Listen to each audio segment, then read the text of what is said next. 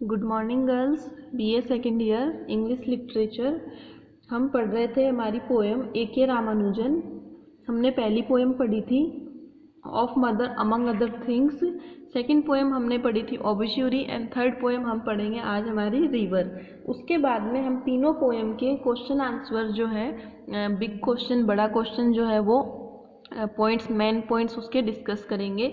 आप लोगों को अगर नोट्स बनाने नहीं आ रहे हैं, समझ में नहीं आ रहे हैं, तो आप लोगों से मैं रिक्वेस्ट कर रही हूँ कि आप लोग मेरे से पूछिए और समझिए।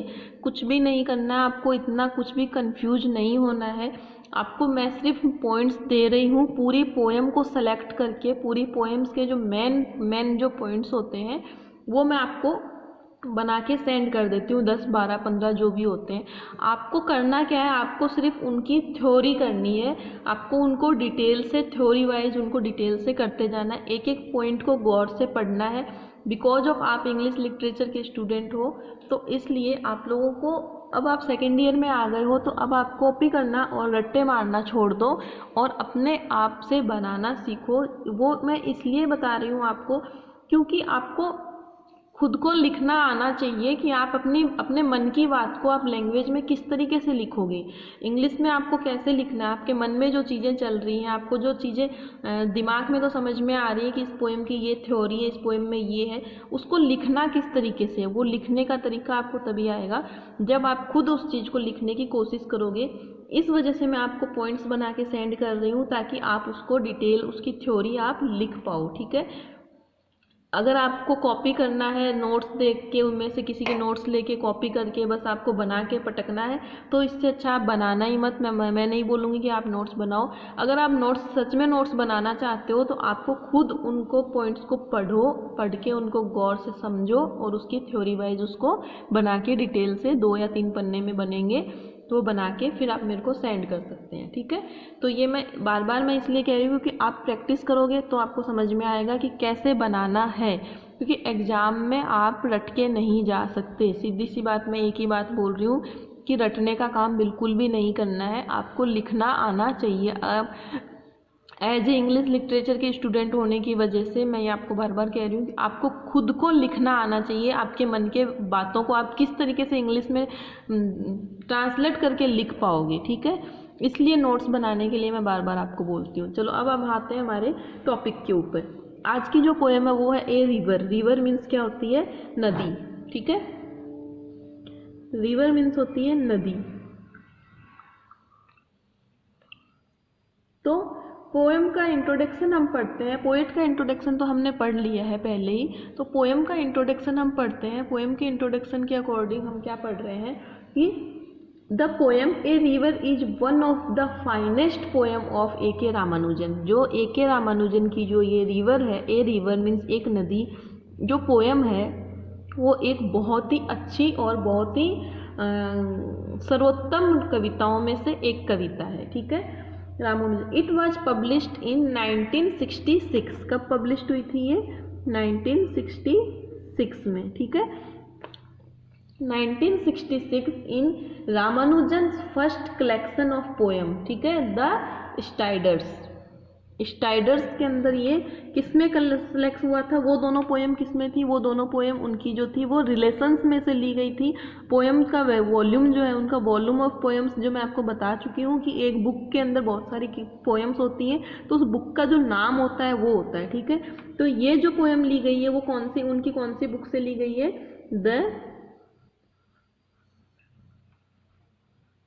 द स्टाइडर्स, ठीक है। कविता का जो उनका संग्रह है द स्टाइडर्स, उसमें से ये पोएम ली गई है। Ramanujan collection of the poem the Striders. In this poem,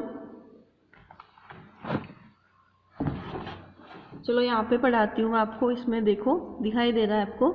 the poem a river is one of the finest poem of A K. Ramanujan. It was published in 1966 in Ramanujan first collection of poem the Striders, okay. In this poem, इस poem के अंदर the poet celebrate the river Vaigai. कौन सी कवि किस नदी की बात कर रहे हैं? वकाई। वेकाई नाम की एक जो नदी है विच फ्लो थ्रो मदुराई, जो कहाँ पे बहती है, मदुराई में बहती है। Which is the city of temple and poets, जो एक मंदिरों और कवियों का जो एक शहर है, उसमें ये एक मदुराई नाम के शहर में एक ये नदी बहती है जिसका नाम है वैकई। ठीक है। This city has been seated of Tamil culture for more than 2000 year, ये जो शहर है ये है 2000 वर्षों से अधिक पुरानी तमिल संस्कृति का केंद्र रहा है। तमिलनाडु में एक शहर है मदुराई नाम का, वहाँ पे एक नदी बहती है वैकई, उस नदी के ऊपर पोएट ने ये पोयम लिखी है। ठीक है, जो 2000 साल पुराना सभ्यताओं का केंद्र रहा है। जैसे मान लो कोई तीर्थ स्थान अपन पुष्कर जाते हैं, तो जैसे मान लो पुष्कर जाते हैं तो पुष्कर में भी नदी बह रही है, इस हिसाब से वहाँ पे भी मदुराई नाम की जगह पे एक वैकई नाम की नदी बहती है, और वो जगह जो है वहाँ पे मंदिर हैं, कवि हैं, इस तरीके के वो एक तीर्थ स्थान है छोटा सा। ठीक है।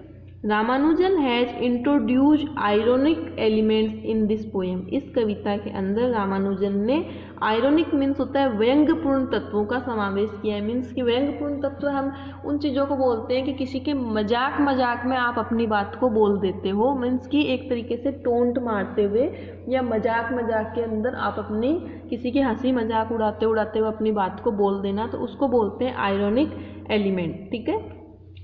The flood in the river had killed many people at different time, but the old and new poets has remained indifferent to human loss of life and suffering। क्या कहा जा रहा है, ये जो नदी है, इस नदी में बाढ़ आने के कारण अलग अलग समय में बहुत से लोग मारे गए, बहुत से लोग मर जाते हैं, लेकिन फिर भी पुराने और प्राचीन और जो नए कवि हैं वो उन चीज़ों को नहीं देखते हैं, वो जबकि उस नदी की बड़ाई करते हैं। जैसे मान लो कि गंगा नदी मान लेते हैं, हम एक एग्जाम्पल ले लेते हैं, तो हम गंगा नदी को बहुत पवित्र मानते हैं, बहुत मतलब एक माता का रूप मानते हैं, गंगा मैया बोलते हैं, हम ये सब बोलते हैं, लेकिन आपने देखा कि जो भी हम लोग हैं उसकी हम लोग क्या करते हैं, एक बड़ाई करते हैं, एक माँ की तुलना करते हैं। लेकिन उसी नदी के द्वारा बाढ़ आती है तो कितने हजारों लाखों लोगों के घर खत्म हो जाते हैं, लाखों जानवर मर जाते हैं, लाखों लोग उससे प्रभावित होते हैं।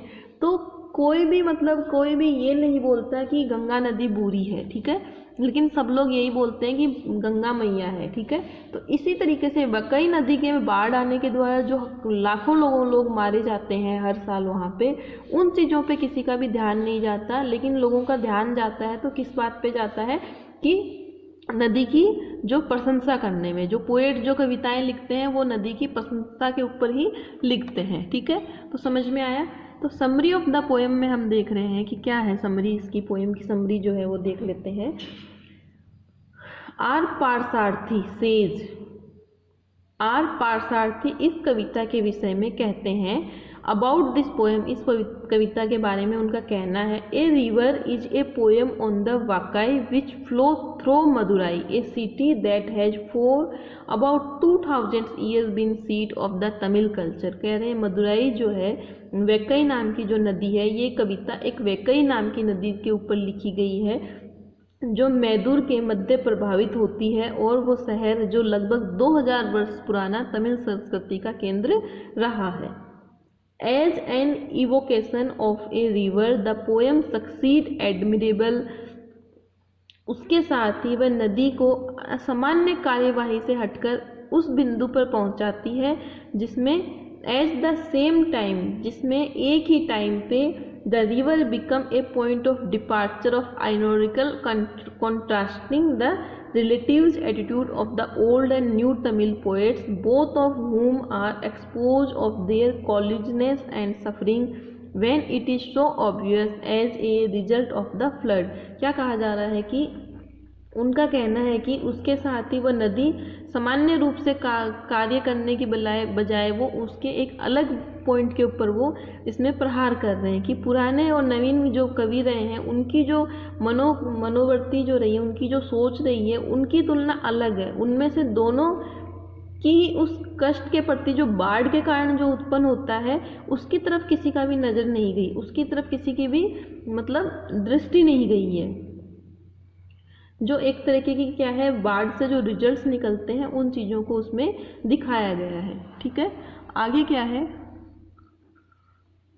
मैदूर is famous for very old temple and poets. Madurai नाम की जो जगह है वो पुराने मंदिरों और कवियों के लिए काफ़ी ज़्यादा क्या रहा है, फेमस रहा है। These poets brought poems about cities and temples. इन कवियों ने शहरों और मंदिरों के विषय में खूब सारी कविताएं लिखी। जो पोइट्स, जो वहाँ पे कवि रहे, जो कवि हुए, उन्होंने अलग अलग मंदिरों के बारे में, जैसे कोई शिव जी का मंदिर है, कोई माता जी का है, तो उन चीज़ों के बारे में उन्होंने बहुत कुछ लिखा। They also describe how every summer a river flowing through Madurai is reduced to a trickle in the sand and how after so time it is flooded with the rain water। उन्होंने ये भी उसमें लिखा, ये भी वर्णन किया है कि किस प्रकार से एक नदी जो मैदूर में से होकर बहती है, वो कुछ समय के पश्चात उसमें बारिश का पानी आने से कभी कभी वो बिल्कुल छोटी हो जाती है और कभी कभी वो बारिश के पानी से बाढ़ का रूप ले लेती है। Reduce to trickle, trickle means होता है एक छोटी सी लकीर की तरह, मतलब कि गर्मियों में वो क्या हो जाती है, गर्मियों में वो नदी बिल्कुल सूख के एकदम बिल्कुल लकीर की तरह हो जाती है और बारिश आने पे वही नदी एक बाढ़ का रूप ले लेती है। तो इसके बारे में भी उन्होंने लिखा है। When it is reduced to a narrow stream, जब ये संकुचित होती है, सकड़ जाती है एकदम से, तो ये एक पतली धारा की तरह रह जाती है। एकदम एक narrow stream means, narrow means होता है पतली, स्ट्रीम मीन्स होता है जलधारा, तो एक बिल्कुल पतली जलधारा की तरह हो जाती है।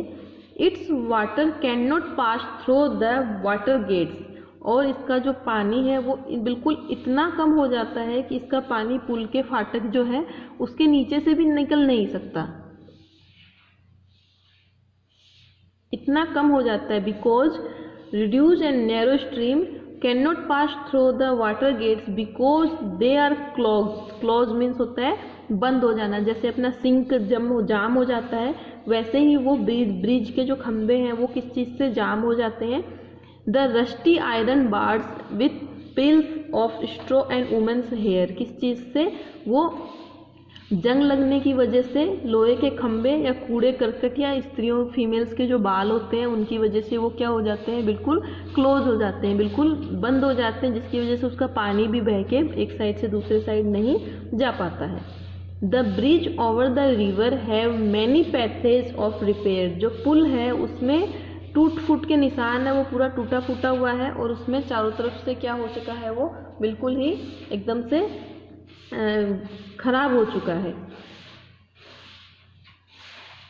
नदी के ऊपर का जो पुल है उसको मरम्मत की आवश्यकता है और वो टूट फूट के निशान लगे हुए हैं उसमें। ठीक है, the bridge stones which become wet glisten like sleepy crocodiles while the dry stones retain their dull colour and look like water buffaloes lounging in the C.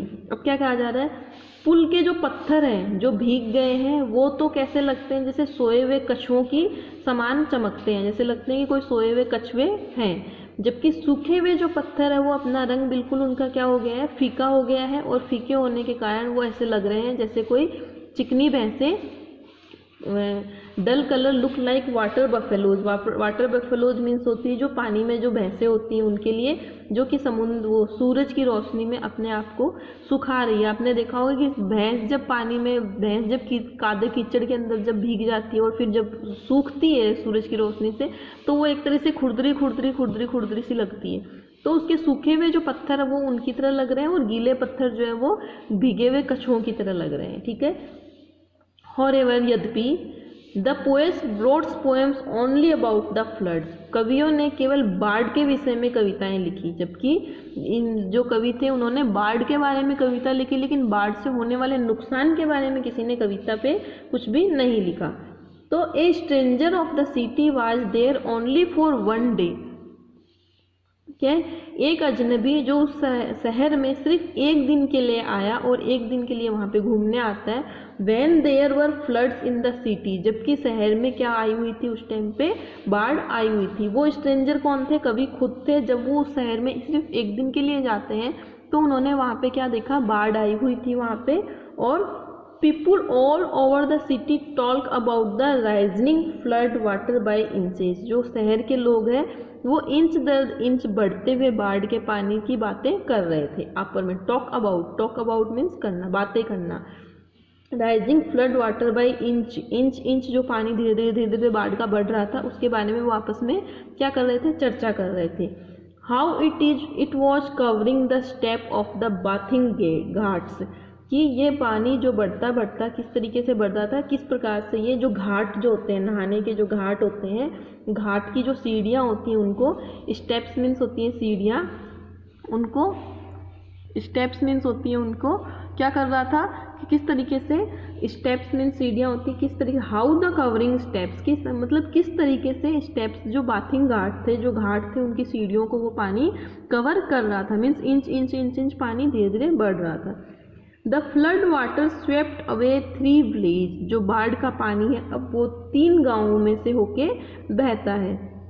3 village house, 3 गांव के घरों में से होके वो बहता है। गांव के 3 घर जो थे वो पानी की चपेट में आ गए थे। ठीक है। ए प्रेग्नेंट वुमेन एंड 2 काउज, अब क्या लिखा गया है, एक गर्भवती महिला और 2 गायें। गाँव का नाम क्या है, गोपी एंड वृंदा। एज यूजुअल, जैसा कि हमेशा की भांति क्या होता है, बहा के ले जाता है, तो उनको वो पानी क्या किया, बहा के ले गया। The new poets of the city simply quote the old poets about the flood। जो नए कवि हैं वो पुराने कवियों से हमेशा इस बात से बहस करते रहते हैं कि कविता के अंदर सिर्फ वो बाढ़ के बारे में लिखते हैं, ना कि बाढ़ के प्रभावों के बारे में।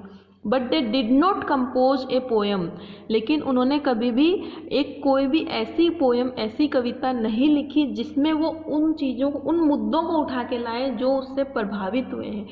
कि हमने देखा कि हम काफ़ी बार न्यूज़ में भी देखते हैं तो हमें सिर्फ ये बताया जाता है कि बिहार में बाढ़ आई, यहाँ पे बाढ़ आई, यहाँ घर प्रभावित हो गए, ये बह गए, ये टूट गया, ये क्षति हो गई, ये नुकसान हो गया, लेकिन किसी भी ने भी किसी पर्सनली किसी चीज़ के ऊपर नहीं लिखा कि फलाने आदमी की औरत बह गई या उसकी गायें बह गई या उसकी बकरियां बह गई, इस तरीके से। तो but they did not compose a poem about the pregnant women, लेकिन उनमें से किसी ने भी कोई भी ऐसी पोएम नहीं लिखी जो उस प्रेग्नेंट वुमेन के बारे में लिख पाए जिसके पेट में बच्चा था और जो बाढ़ में बह जाने के कारण मर जाती है। ड्रॉन इन द फ्लड, जो बाढ़ में बह गई, with twins in her womb, womb means होता है गर्भ, ट्विंस मीन्स होते हैं जुड़वा बच्चे,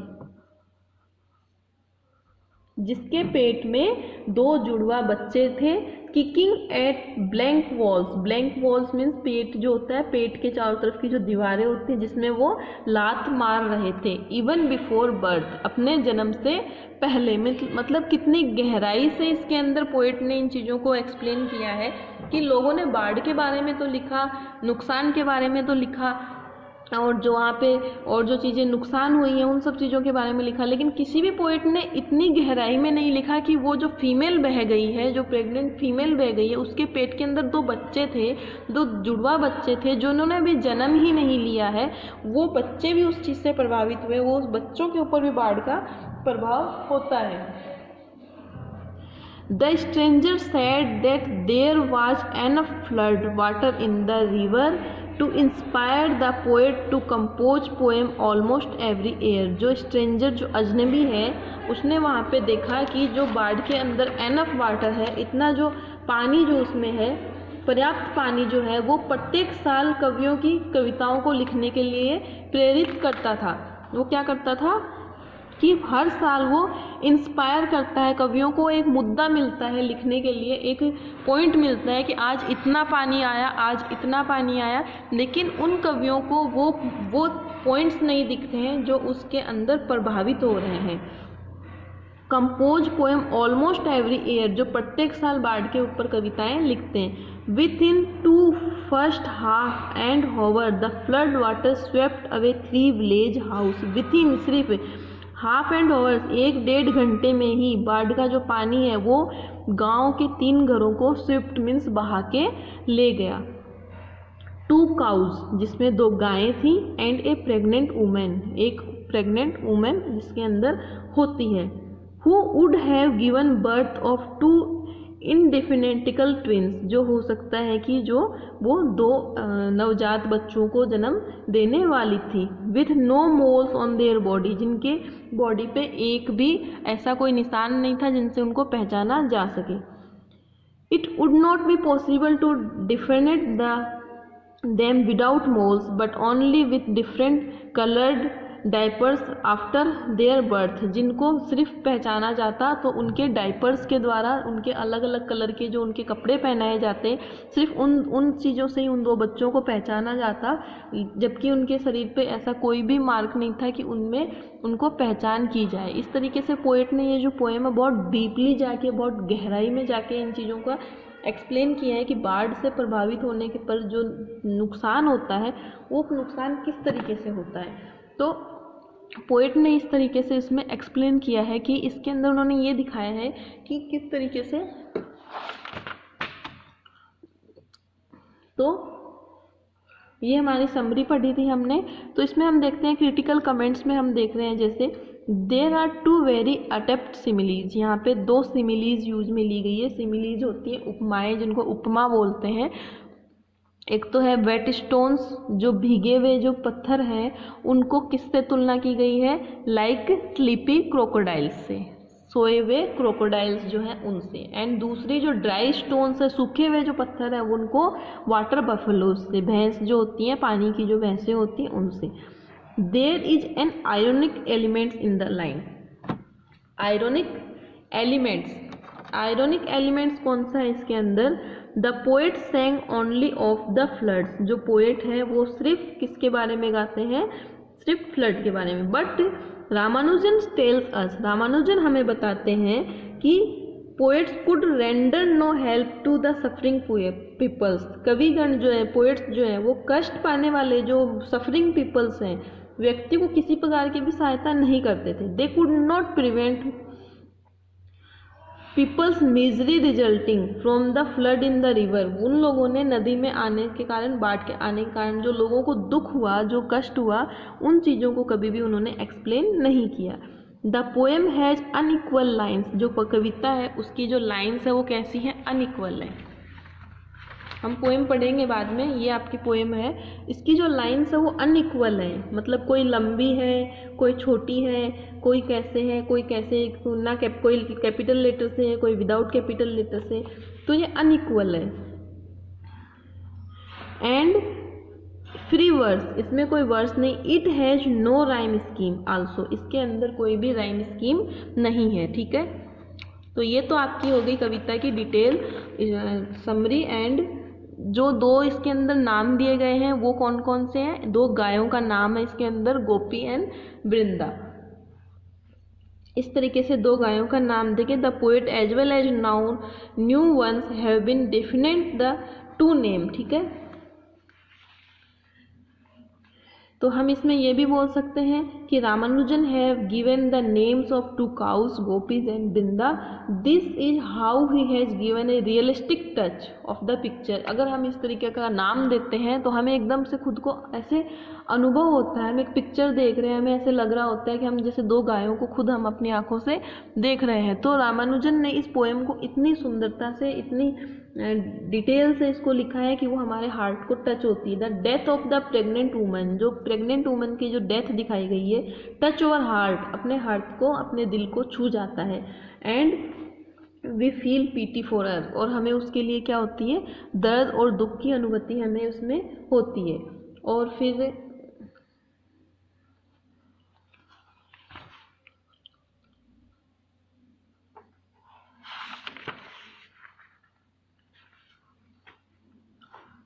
तो द पोएम के बारे में है, ब्यूटी ऑफ द पोएम में है, आयरनी है इसके अंदर, आयरनी पोएम में आयरनी दी गई है, आयरनिकल एलिमेंट्स हैं, आर्टिस्टिक वैलिडिटी है,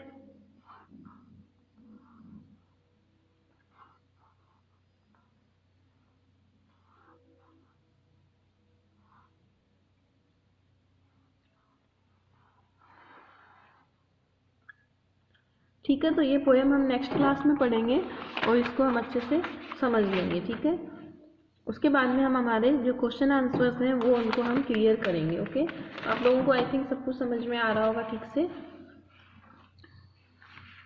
बहुत सिंपल लैंग्वेज में है ये आपकी पोएम, इतना कुछ डिफ़िकल्ट नहीं है।